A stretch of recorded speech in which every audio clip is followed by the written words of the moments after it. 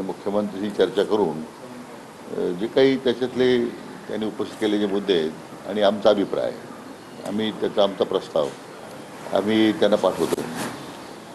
Sir, प्रामुख्याने Hyderabad gadget असेल या सातारा गॅजेट असेल, या दोन विषयांवर खरं तर ते प्रामुख्याने मागणी करतात की ते लागू करा.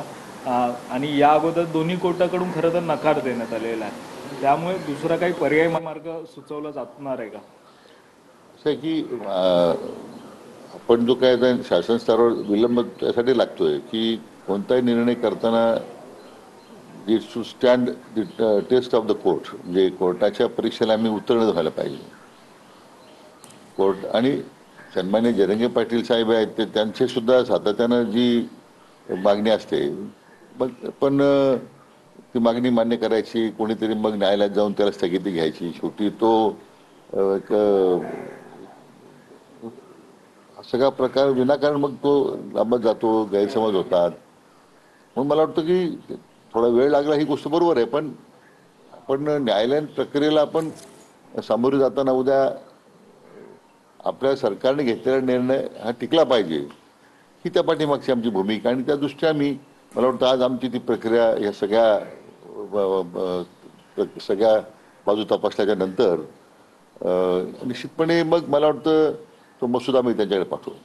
एकूण या संदर्भात आता सध्या पाहिजे तर मोठ्या प्रमाणात मुंबईला कुठेतरी वेटीस धरलं जात आहे का, असे प्रश्न हे वारंवार उपस्थित होत आहेत.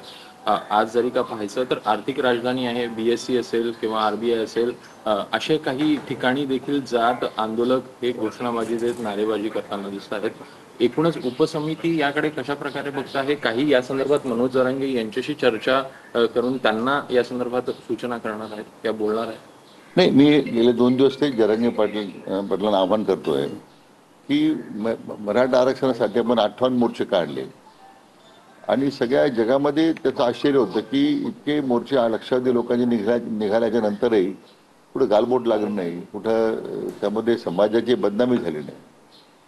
आता जे काही मंडळी काही प्रकार करतात, रस्ते अडवणं असेल किंवा मला वाटतं सरकारच्या भारत सरकारची एस्टॅब्लिशमेंट आहे, रिझर्व्ह बँक किंवा अन्य बॉम्बे स्टॉक एक्सचेंज असेल, तिथे जाऊन काही घोषणाबाजी करणं, त्यांनी काही आरक्षण मिळणार नाही ना, किंवा त्यांनी प्रश्न सुटत नाही.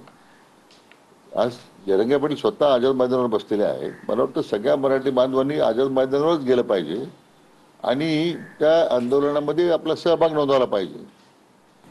आपण मुंबईला आलो कशा करता? त्यामुळे मुंबईकरांची हाल नकोय, आपल्याला आपली बदनामी नकोय. थोडा वेळ आंदोलकांच्यामुळे मुंबईमध्ये थोडा काही परिणाम होईल, पण त्यांनी काही फार मला वाटत नाही की इतकं आपण याच्यामध्ये काही टीका करण्याचं कारण आहे. शेवटी आपल्या भावना व्यक्त करताना तो मराठा बांधव आझाद मैदानावर जर एकत्र येत असतील त्याला गैर काय वाजू काही नाही, पण त्या व्यतिरिक्त अन्य ठिकाणी जाऊन मग आपण दैनंदिन जे जीवन विस्कळीत करण्याचा प्रयत्न करत असाल त्या समाजाची बदनामी होतं, याचं भान त्यांनी ठेवलं पाहिजे. धन्यवाद. थँक्यू. तर घोषणाबाजी करून आरक्षण मिळणार नाही असं विखे पाटील म्हणतात. आमचे प्रस्ताव आम्ही जरांगे पाटील यांना पाठवणार आहोत असं विखे पाटलांनी म्हटलेलं आहे. त्यांच्या मागण्यांचा विचार करूनच हा प्रस्ताव पाठवला जाईल असं